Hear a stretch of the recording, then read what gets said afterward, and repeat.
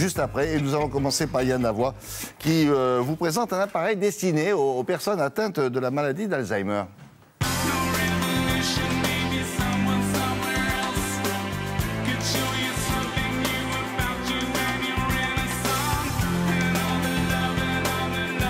Cette maladie touche en France près de 900 000 personnes. Hélas, elle progresse, vous le savez, nous en avons souvent parlé ici. Et le tout nouvel appareil dont on va vous parler maintenant pourrait devenir peut-être un outil indispensable au quotidien de ces malades-là. Exactement, 25 millions dans le monde. 1,3 million peut-être en 2020 en France. Ouais, c'est-à-dire une personne de plus de 65 ans sur 4 en France serait touchée par cette maladie dans quelques années. C'est tout simple. Hein. Franchement, c'est le genre de truc où on se dit mais ça existe déjà. Eh ben non, ça n'existait pas. En fait, c'est un monsieur qui est chirurgien, qui avait sa maman qui était atteinte de cette maladie et qui essayait de réfléchir comment il pouvait faire pour que sa maman n'oublie pas les choses très simples de la vie courante. Comme un magnétophone? C'est exactement ça. C'est un magnétophone, mais alors qui est complètement simplifié pour la personne, puisqu'il n'y a qu'un bouton bleu. Et surtout, c'est comme un petit agenda. Et à chaque heure de la journée, si vous l'avez autour du cou, il vient vous dire ce que vous avez à faire. Voilà. C'est-à-dire que, par exemple, tout d'un coup, là, à 10 h du matin, la personne en question doit prendre des médicaments. Je sais que je dois faire quelque chose, je ne sais pas quoi. Elle appuie et elle tombe pile sur l'heure. Et même si elle n'appuie pas, ça va se déclencher comme un réveil.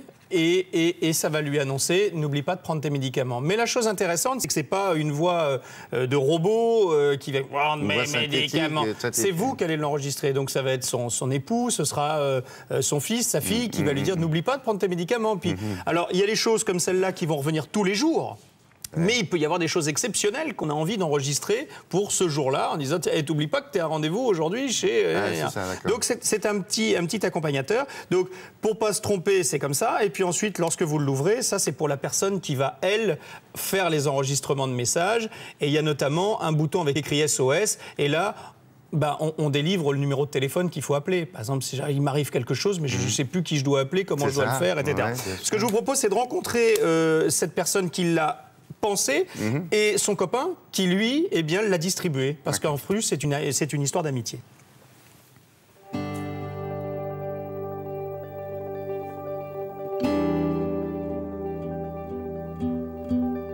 J'avais une mère qui était âgée, qui vivait seule chez elle, et ça devenait absolument insupportable.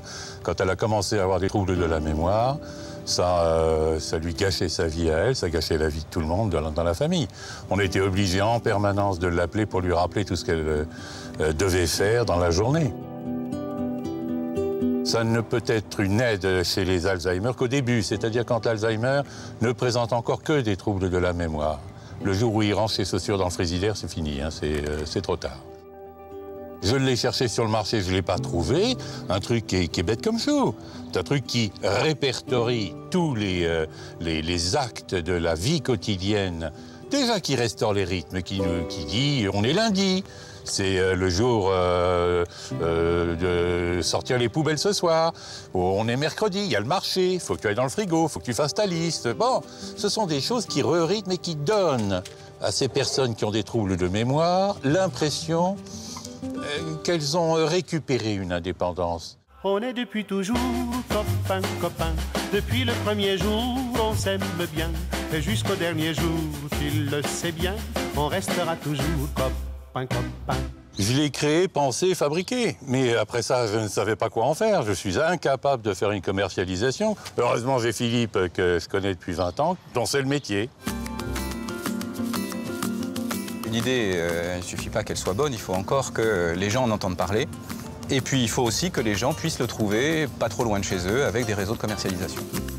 L'idée de base de William, et c'est ce qu'on a voulu privilégier, c'est un appareil qui soit le plus simple possible à l'utilisation, de manière à être fiable et de manière à être facile pour les gens qui sont aidés.